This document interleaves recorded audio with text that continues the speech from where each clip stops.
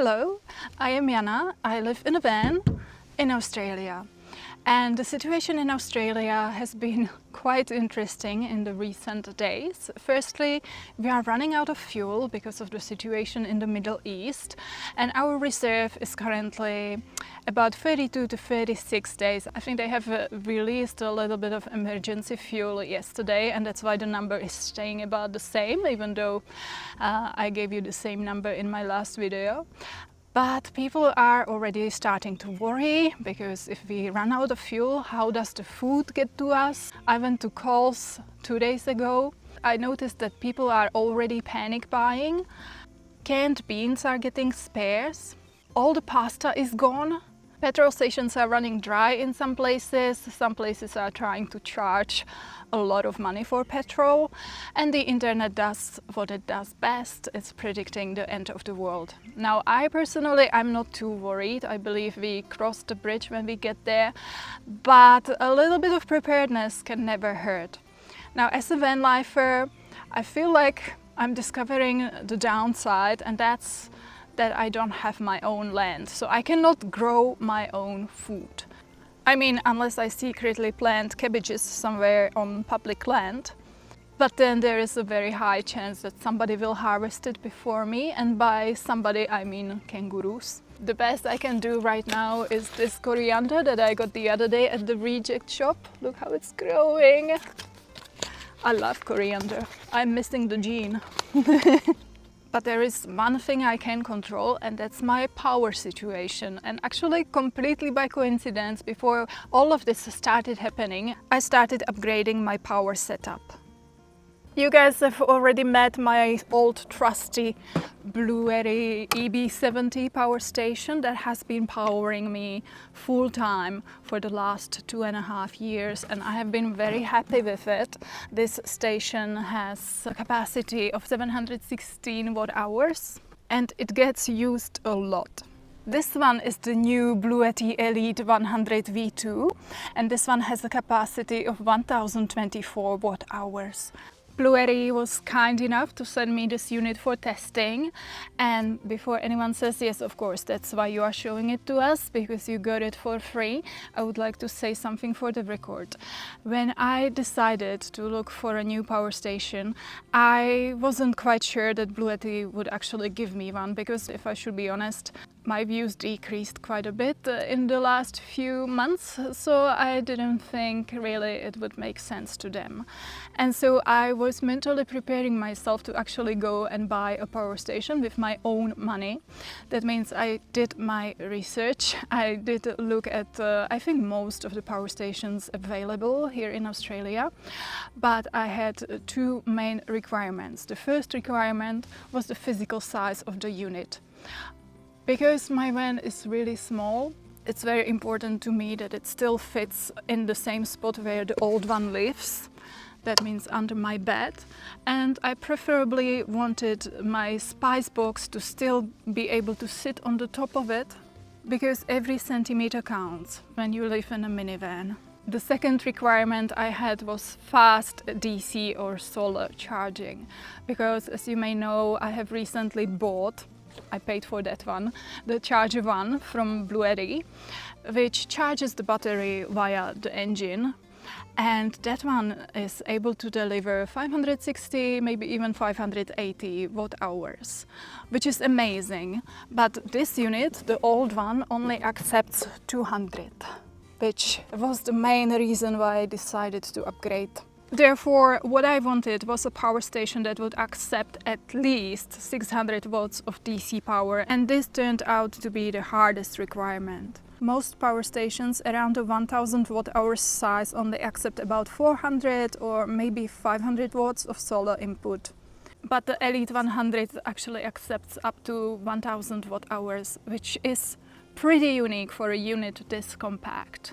So after all that research, I came to the conclusion that this unit ticks all my boxes better than anything else I could find. And so I can honestly say that if Bluetti hadn't sent me one, I would have gone to Leanne's YouTube channel, I would have gotten her discount code, and I would have bought it myself. But now I have a discount code of my own, so if you would like anything from Bluetti, feel free to use Jana 5% for a 5% discount. I will also pop a link to this exact unit in the description so that you can have a look if you wanna look at some specs. I honestly can't believe that even though this one is about 30% larger in capacity, it's almost the same size. And then there is the charging speed. That is absolutely insane. This one would have taken me about 4 to 5 hours to charge. If you were charging somewhere in a caravan park, sometimes I would charge in the kitchen there, or somewhere from a public outlet, you would have to sit around for hours, unless you are okay to leave and you don't worry too much that somebody is going to pinch it, but that's not me. I would always sit around and wait for it. This one I took to the public barbecue yesterday to top it up, and I just couldn't believe the speed. At first I was getting 600 watts and I already thought that was quite impressive, but then my friend pointed out that I probably have to turn on the turbocharge. To turn that on, you have to go into the application, and suddenly I was getting 1200 watts. So I sat down, I had my dinner, and I could leave shortly after because the charging was done. One small thing to note is that this unit only comes with one cable for the main power. So if you, like me, want to charge via solar or the DC charger, you need to order the cable separately.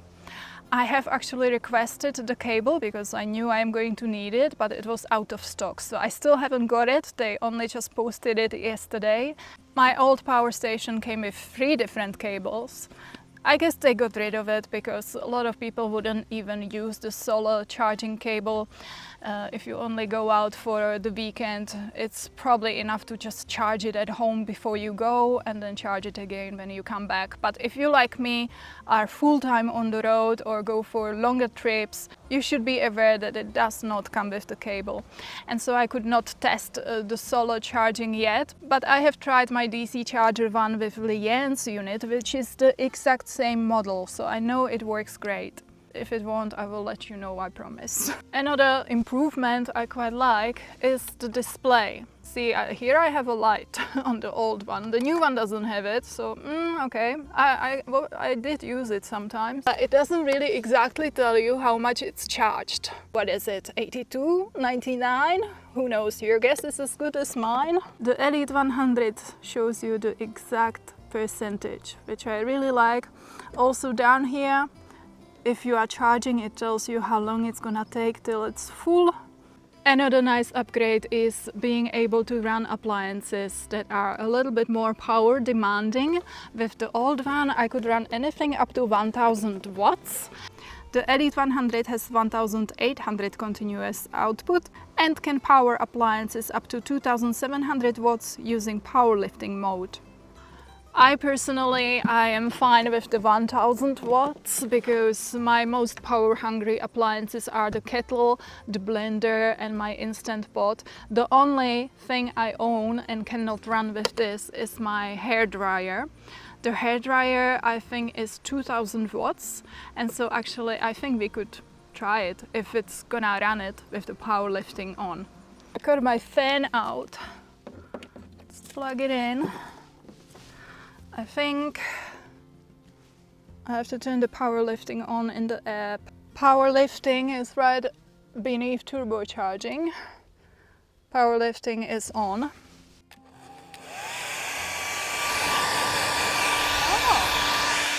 wow, that's hot.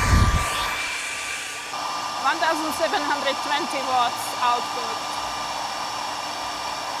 I can imagine if it's really cold at night and my feet are freezing, I could just turn the fan on for 2 minutes to just defrost my feet.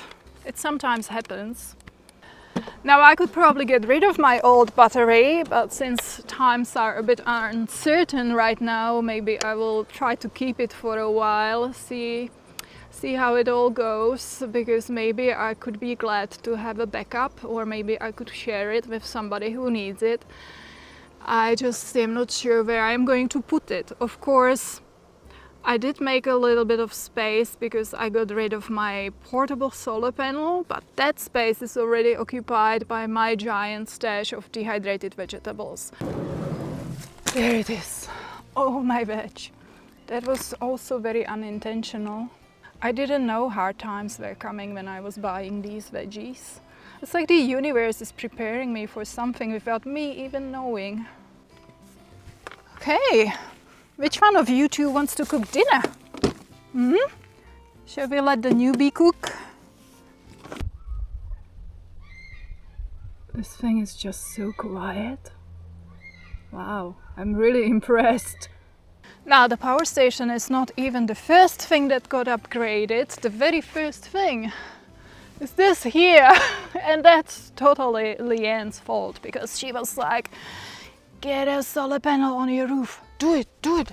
Now, I'm not new to having a solar panel on your roof. I had one on my big van in New Zealand. And I know how comfortable it is. You don't have to worry about anything. I'm still sleeping in the morning and the panel is already working really hard ever since the sun came up. But I just didn't want to lose the stealth factor. And I must say the solar panel is way more visible than I would like to. So let's see if it's going to attract more ranger attention. Thankfully, I live in Australia and having a solar and an awning on your roof is kind of normal here. So when Leanne was like, you have to get one, I will go with you, we will get one together. I actually looked online and this 200-watt solar panel from King's was on special for $100. I mean, that's probably what did the convincing, because it was so cheap I couldn't say no. I had to change my roof racks. I have only 3 positions for roof racks: rear, middle and front. So I had to move the rear one to the middle because they were too far apart for the solar, which means I had to change it on the awning as well, and I hope it's not too close together now. The thing is, the roof racks are in a fixed position. I can't put them any closer and they are 70 centimeters apart. The mounting holes in the solar panel are 30 centimeters apart. So 30, 60, 90, but not 70. So at first I went to Bunnings, as you do, to look for ideas. And first I bought these perforated metal rails. But then when I bought these screws, I found out that the holes in the rails were not big enough. So I went back to Bunnings to return them and to find something else. Now I have already bought the panel because I thought I have everything that I need.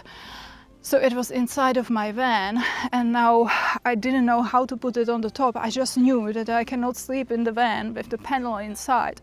So I had a little bit of a mental breakdown in Bunnings. I cried in aisle 43.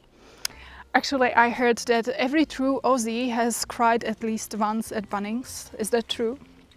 But then I came across these mending plates. And they are totally not meant for this. But they do the job. They actually worked out really well. I will see how they are gonna go with rusting, but I think it's gonna be okay because they are galvanized, dipped, I don't know. The cable is pretty short. I had to buy extension cable with these Anderson, and actually it didn't work. You know why? Because the wires were the other way around. So you have to be careful. Apparently it would have worked with June or some brands like that, but it doesn't work with King's. So anyway, I have so much power now that I don't even know what to do with it. And next time we will bake, you know what? Apple crumble. I love apple crumble. I'll try to bake it in the Instant Pot again, and I can't wait. So this video is pre-recorded. I'm doing my Vipassana meditation retreat and there's probably not gonna be any video next week, I'm sorry. Unless I run away from the retreat. But it's not my first one, so that should not happen. I need to be filming a video today. I would like to do it outside, somewhere nice, but quiet, and it's Sunday, so it's gonna be really hard to find such a spot. So I have been driving around looking for one, but this one is actually not too bad, but it's a bit too close to the road. So let's go. Let's have another look for something else, maybe.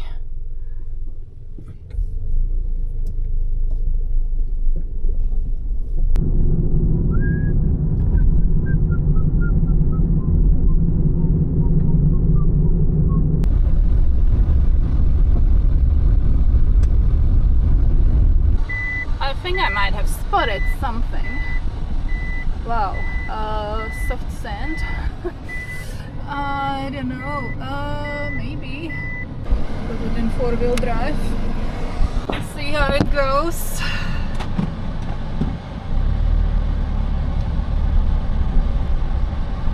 It's really nice here. Please, let's go.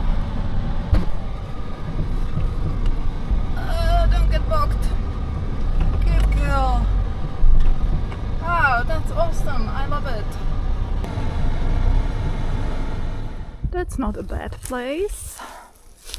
There is a discarded TV and a couch down there. It may be private land, but there was no sign or anything, so I don't know. It's nice and quiet, exactly what I needed. Couch. People.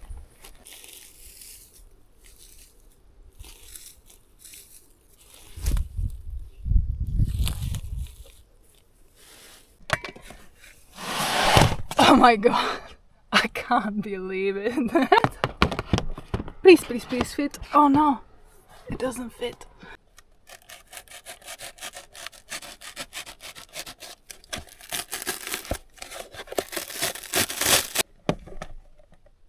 No. I did it. Hell yeah. I made myself some chia seeds for breakfast. Wow. So it's chia seeds, soy milk, and because I ran out of soy milk, I also tipped a bit of coffee in there. Peanut butter, cacao, cinnamon, sugar, coconut sugar, and pieces of apple.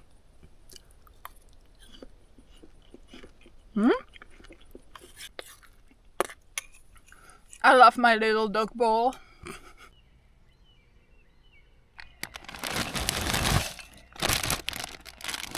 This is so good. I kind of forgot how much I love this salad. It's just sweet potato. Sometimes I put pumpkin in there, but I would have had too much. Tomato, cucumber, avocado, almond butter, and some green stuff like rocket. Yum. Love it. I ate all of it. The whole pot. I'll burst. But it was so yummy. And now I'm trying to figure out whether maybe perhaps I could sleep here. I'm just thinking maybe I will park the car where the couch is there.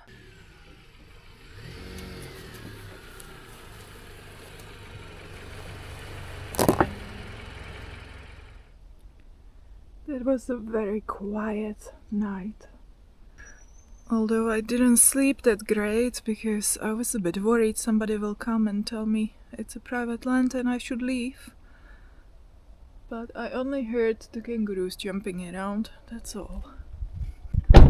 I'm now going to have a coffee and think about what am I gonna do today. Maybe I should spend these last few days with the dolphins before I go to Vipassana, because when I come back it might be a bit too cold. And also, I might not be coming back. I mean, depends. Is there gonna be fuel or not? I might get stuck in Perth.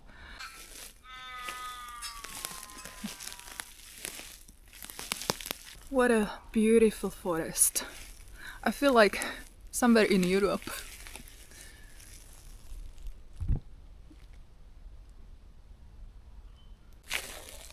What are these? Are these orchids? Anyone knows? No, maybe not. I don't know. Ah, this smells so good.